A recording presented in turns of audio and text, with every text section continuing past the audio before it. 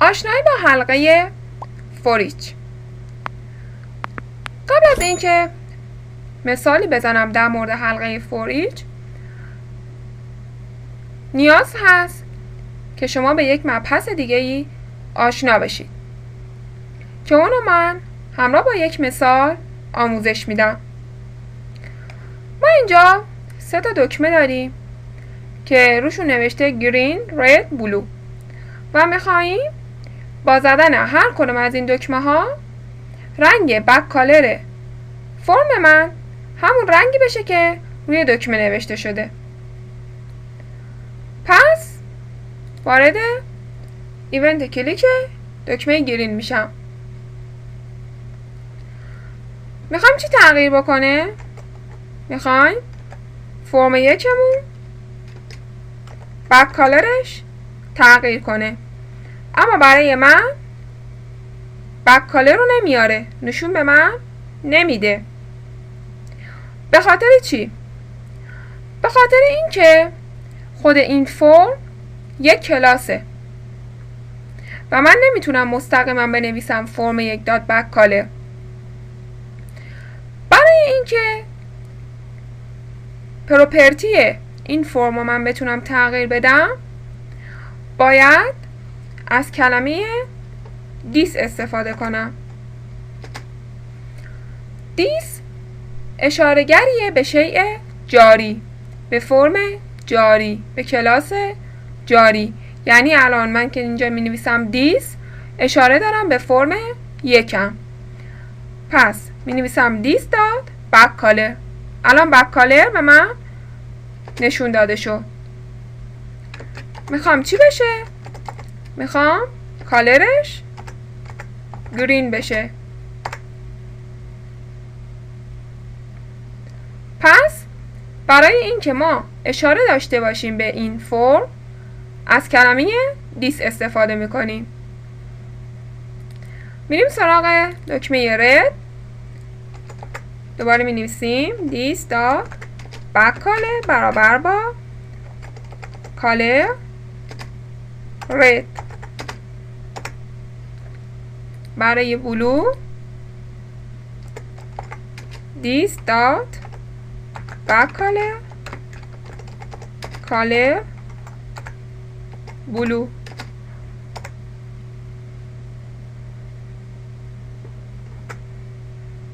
حالا میریم اجرا. گرین بک کالرش گرین شد، رد بلو. اما حالا میریم سراغ حلقه فوریچمون.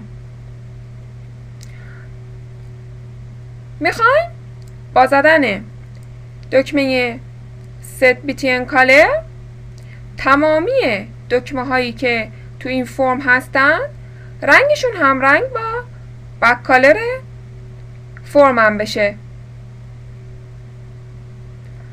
برای این کار از حلقه foreach استفاده میکنیم. به چه صورت؟ به این صورت که وارد این دکمه میشم و دستورمو به این صورت می نویسم. foreach من چی رو میخوام؟ کنترل های این فرممو میخوام. پس میام یک متغیر از نوع کنترلی ابتدا تعریف میکنم. میگم کنترل و نامشو میذارم M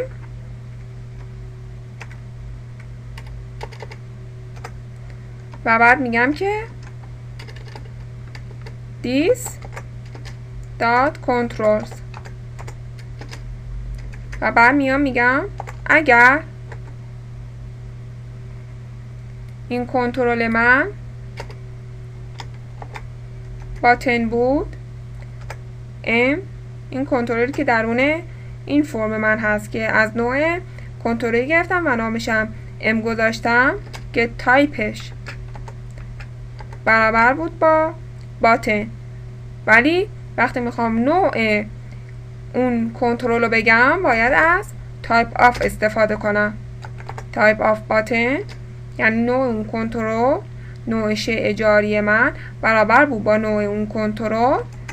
بیا بک کالر این کنترل من که اسمش ام گذاشتم من، بکن بک کالر فرم من.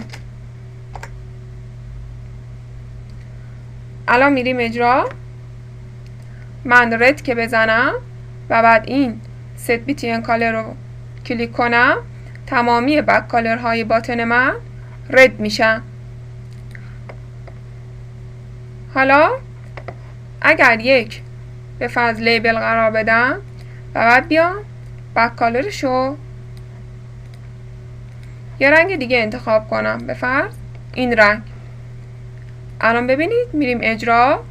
من رد که بزنم و این دکمه، ببینید بک کالر لیبل تغییر نکرد، چون بهش گفتیم اون کنترل هایی رو تغییر بده که نوعشون باتنه.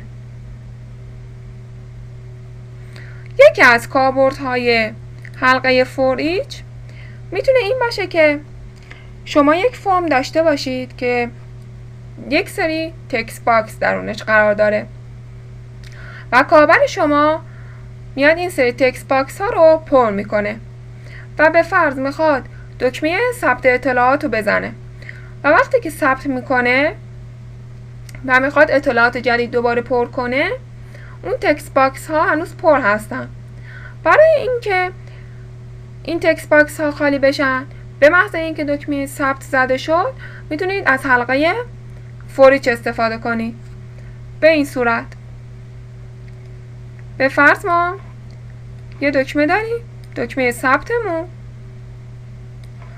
و 2 تا تکست باکس داریم.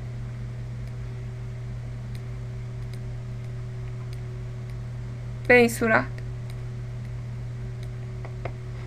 چه میشه؟ BTN اوکی و اسمش هم میذارم اوکی.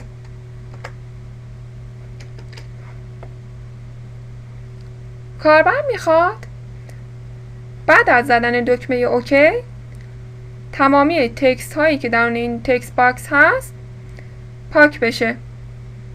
به این صورت می نویسید.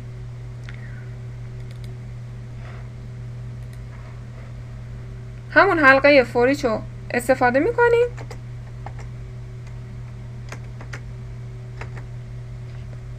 میگیم که